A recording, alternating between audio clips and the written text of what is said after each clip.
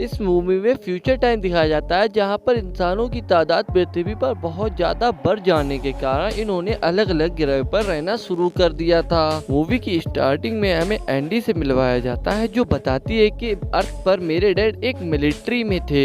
एक मिशन के दौरान उनकी एक छोटी सी गलती की वजह से उनका पूरा क्रू मारा गया। उनके ऊपर ये आरोप लगा कि मिशन के दौरान इन्होंने ड्रग्स ले रखी थी, इसीलिए इनका ये मिशन फेल हो गया था। लेकिन मिलिट्री के पास इन्हें गुनाहगार साबित करने के लिए ठोस सबूत नहीं थे, इसीलिए इन्हें कोई भी सजा नहीं होती है और इनको बस उस जॉब से निकाल दिया गया। लेकिन किम यहाँ पर अपने आप को खुद ही जिम्मेदार मानता था उस एक्सीडेंट का, जिसके चलते वो डिप्रेशन में चला गया और अल्कोहलिक बन गया। उसकी ये हरकतों की वजह से उसकी वाइफ भी उसे छोड़कर चली गई। कुछ टाइम बाद किम के पास एक एक्सॉन नाम कंपनी से ऑफर आया जॉब के लिए उसे अपनी पृथ्वी को छोड़कर दूसरे प्लेनेट पर जाना था। यहाँ पर उसको अपनी स्पेस शिप को मैनेज करना था और कंपनी के काम काज को भी देखना पड़ता था। ये कंपनी इस प्लेनेट को इंसानों जैसा रहने के लिए बनाना चाहती है, जिसके लिए ये इसी प्लेनेट का रॉ मटेरियल यूज कर रहे थे और यहाँ काम करने के लिए दुनिया के मुजरिमों को लाया गया था। अब यहाँ पर एंडी और किम इस एयरक्राफ्ट में बैठकर यहाँ का टूर कर रहे थे।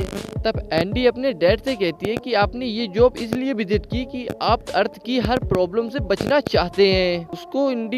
उसको ये बात सुनकर बहुत बुरा तो लगता है, लेकिन वो एंडी से कुछ भी फील कराना नहीं चाहता, इसीलिए अब वो एयरक्राफ्ट से उतरता है और एंडी को गन चलाना सिखाता है। वो एंडी के साथ अच्छा वक्त गुजारना चाहता था, इसीलिए फिर थोड़ी देर बाद वो दोनों वहाँ से चले गए और जाते हुए वहाँ से उन्होंने एक्सॉन कंपनी के बंकर्स में से कुछ खाना लिया। फिर किम ने एंडी को इस प्लेनेट के कैरियर सेंटर में छोड़ दिया, क्योंकि वो स्पेसशिप में उसको अपने साथ नहीं रख सकता था। वो एंडी से कहकर जाता है कि अगर शाम में तुम कभी भी कॉल करोगी तो मैं उठा लूंगा और वीकेंड भी मैं तुम्हारे साथ गुजारूंगा। ये कहकर वो अपनी स्पेसशिप में आ जाता है। अब हमें इसी प्लेनेट की अंधेरी रात में ये दिखाया जाता है कि यहाँ पर बड़े बड़े मॉन्स्टर घुर्रा रहे होते हैं। अब दूसरी तरफ जेलर इन्हें सबको बताता है कि गलती से इस जेल से कुछ बहुत ही खतरनाक क्रीचर्स आजाद हो चुके हैं और उनके साथ कुछ कैदी भी। दरअसल ये क्रीचर आजाद होकर कैदियों के ऊपर ही हमला कर देते हैं, जिससे कि इन्फेक्टेड होकर वो भी वैसे ही बन जाते हैं और इन्हीं अफरा तफरी में ये आजाद हो गए थे। अब दरअसल बात ये है कि कुछ टाइम के बाद इनकी तादाद हद से ज्यादा बढ़ जाएगी। अब अगली सुबह किम जब अपनी स्पेसशिप में उठा तो उसे वहाँ पर बहुत सारे मैसेज मिले, जिसमें उसकी बेटी के भी कुछ मैसेजेज होते हैं। इंडी किम से बाहर जाने की परमिशन मांग रही थी। इससे पहले किम अपना मैसेज दे पाता तब तक कम्युनिकेशन सिस्टम ब्लॉक हो जाते हैं। अब हम इसी कंपनी के दूसरे कंपार्टमेंट में इसी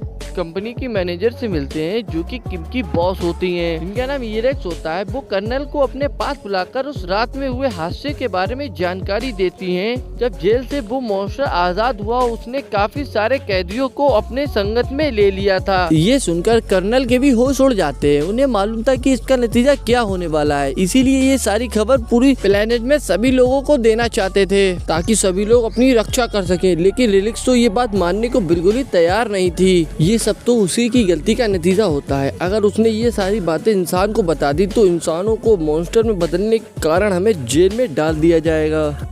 आप कुछ सोचते हुए वो सभी मेंबर के संग एक मीटिंग रखती है, जिसमें किम भी था। वो सभी लोगों से अपनी सच्चाई छुपाते हुए कहती है कि हमें प्लेनेट पर जल्दी इमरजेंसी लगानी होगी, क्योंकि बहुत से कैदी रात में जेल तोड़कर भाग चुके हैं, जो कि किसी वायरस का शिकार हैं। ऐसे तो वो खुद भी मॉन्स्टर बन रहे हैं और वो दूसरों को भी इन्फेक्टेड करते जा रहे हैं और सबको अपने जैसा बनाते जा रहे हैं। बहुत से लोगों की जानें खतरे में थी, इसीलिए उन्होंने फैसला किया कि अगर सुई दयाल 23 घंटे में कंट्रोल में नहीं आती तो वो फौरन एक बड़े ब्लास्ट से इस पूरे ग्रह को तबाह कर देंगे। ये सुनकर वहाँ खड़े सभी लोग बहुत ही ज्यादा टेंशन में हो जाते हैं, लेकिन वो कहती है कि आप लोगों को डरने की कोई बात नहीं, आपको वक्त रहते ही रेस्क्यू कर लिया जाएगा। यहाँ परेशान किम अपने कमरे में जाता है अपनी बेटी से कांटेक्ट करने के लिए, लेकिन यहाँ पर तो सिग्नल अभी भी जाम थे। अब किम के कमरे में कर्नल आते हैं, जो कि बहुत ही ज्यादा घबराए हुए थे। तब किम उनसे कहता है कि काम डाउन। तब और पूछा क्या बात है। तब कर्नल ने बताया कि हमारी मैनेजर सबको धोखा दे रही है। रात जो कैदी जेल से भागे वो कोई मॉन्स्टर नहीं है। सच तो ये है कि लिरिक्स खुद मॉन्स्टर की इंजरी बनाने के लिए उन पर एक्सपेरिमेंट कर रही थी, जो कि अब तैयार तो हो चुके हैं, लेकिन वो किसी के कंट्रोल में नहीं आ रहे हैं। इस खातिर सब लोगों की जान खतरे में आ चुकी है। अब ये मॉन्स्टर इस प्लेनेट के कैपिटल की ओर जा रहे थे, जहाँ पहले से ही लोग लोग रह रहे होते हैं। वहाँ पर तो जितने भी लोग थे उन सभी की जानें बहुत ही ज्यादा खतरे में थी, लेकिन हैरान देने वाली बात तो ये थी कि ये मॉन्स्टर जिसको भी काट रहे थे वो इन्फेक्टेड होकर उन्हीं की तरह बनते जा रहे थे।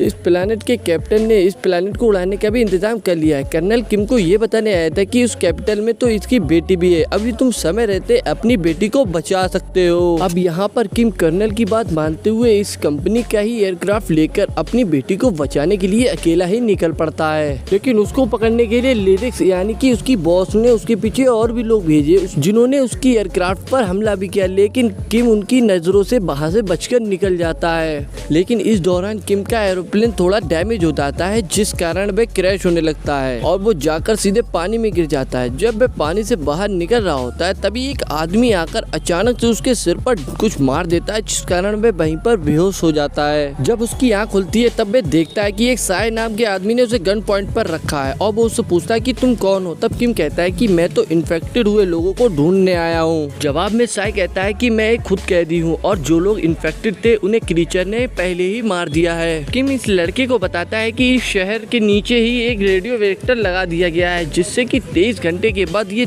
शहर अपने आप ही तबाह हो जाएगा। किम साय से कहता है कि तुम मेरी बेटी को किम साय से कहता है कि मेरी बेटी को बचाने में तुम मेरी मदद करो, लेकिन पहले तो साय उसे मना कर देता है। लेकिन जब उसे पता चलता है कि उसके पास मिलिट्री बंकर एक्सेस है तब वह मान जाता है, क्योंकि इन्हें मिलिट्री बंकर से बहुत सारी चीजें और खाना भी मिल सकता था। लेकिन अब यहाँ पर सीन शिफ्ट होता है और हमें पास्ट में दिखाया जाता है कि साय और उसके बाकी के साथी उस जेल से निकलने में कैसे कामयाब हुए। दरअसल ये प्लान पूरा साय का होता है, क्योंकि उसके संग बहुत ही ज्यादा ज्यादती हो रही थी, क्योंकि उसे काम बहुत ज्यादा करवाया जा रहा था और खाना बहुत ही कम मिल रहा था। इसीलिए इसने बहुत ही बड़ा प्लान बनाया। यहाँ से निकलने के लिए इनका छोटा ही प्लान कामयाब था। ये लोग आपस में लड़ने लगते हैं, तभी मिलिट्री वाले इन्हें अलग अलग सेल्स में बंद कर देते हैं। दरअसल इन सेल्स में एक ऐसा भी सेल था जिसमें एक इमरजेंसी लॉक होता है। ये बात तो वो पहले से ही जानता था, लेकिन वहाँ तक पहुँचने के लिए उसे सारे सेल्स फिल करने पड़ते थे, इसीलिए उसने ये ऐसा प्लान बनाया। इसीलिए हम सब आपस में लड़ेंगे और इस कारण हमें सबको सेल में बंद कर दिया जाएगा। लेकिन ये प्लान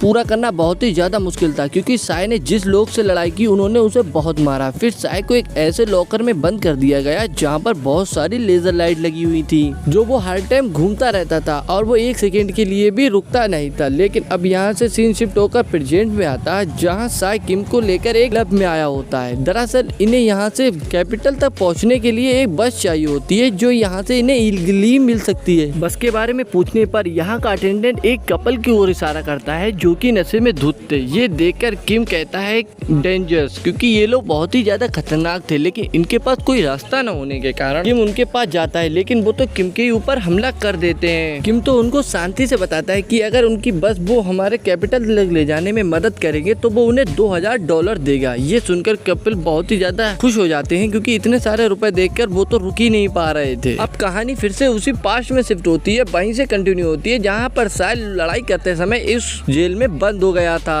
उसको फिर से एक रोटेटेड सेल में बंद कर दिया गया था, लेकिन उसके साथी को एक ऐसे रूम में बंद किया गया था जो कि पूरी का पूरा खाली होता है। लेकिन उस रूम में पहले से ही एक क्रीचर मौजूद थी, जिसे देखकर वो आदमी बहुत ही ज्यादा डर जाता है और वो कुछ कर पाता तब तक वह क्रीचर उसके ऊपर हमला कर देती है और उसे काट कर इन्फेक्टेड बना देती है, बिल्कुल अपनी तरह। जेल का वार्डन साय को भी उसी सेल में ले आता है और वार्डन साय को बताती है कि कैसे ये क्रीचर लोगों पर हमला करती है और उसको कैसे इन्फेक्टेड कर अपनी तरह बनाती है। साय ने वार्डन से पूछा कि आखिरकार ये इंसानों को मॉन्स्टर क्यों बना रहे हैं। तब वार्डन कहता है कि इस शहर की इन्वायरमेंट बहुत ही ज्यादा कम होता है, इसीलिए इन लोगों को बनाया जा रहा था जिससे कि ये लोग इस प्लेनेट पर रहकर सरवाइव कर सकें। अब वो साय को भी उस सेल में बंद कर देता है। इससे पहले क्रीचर साय के ऊपर हमला करता है और तब तक एक गेट खुलता है और कोई इस क्रीचर को शूट कर वहीं पर मार देता है। बाद में हमें मालूम चलता है ये तो साय का ही आदमी होता है और साय का बनाया हुआ प्लान कामयाब हो जाता है। वो बताता है कि उन सारे छोटे छोटे सेल्स में हमें इमरजेंसी ट्रिगर मिल गए, जिन्हें दबाने पर वो सेल्स खुल जाते हैं। इससे पहले ये लोग वहाँ से निकल पाते तब तक इनका एक साथी आकर इन्हें बुरी खबर देता है। ये बताता है कि इंसानों को खोलने के साथ साथ इन्होंने एक मॉन्स्टर को भी आजाद कर दिया है। ये बात अब सब लोगों को मालूम चल गई थी, इसीलिए सब लोग वहाँ से भागने की कोशिश करते हैं, लेकिन ये क्रीचर उन सबके पीछे लग जाता है, जिस कारण सभी लोग मार जाते हैं सिवाय साय और उसके 3 दोस्तों को छोड़कर और कोई भी नहीं बचता। अब ये लोग कैपिटल जाने की जिद करते हैं, लेकिन साय कहता है कि नहीं, मैं कैपिटल नहीं जाऊंगा। अगर तुम्हें लोगों को जाना है तो जाओ। साई कहता है अगर तुम्हें जाना है तो जाओ, मैं तो ओपरा जाऊंगा। ये सुनकर उन लोगों के दिमाग कंफ्यूज हो गए, लेकिन साई की तो अपनी जीत थी ये, इसीलिए वो दोनों उसको छोड़कर अपने आप चले जाते हैं। अब हमें प्रेजेंट टाइम का सीन दिखाया जाता है जहाँ पर साई और किम को लेकर वो कपल एक शॉप में गए होते हैं, जहाँ से वो लोग बहुत ही सारी गने और बंदूकें खरीदते हैं।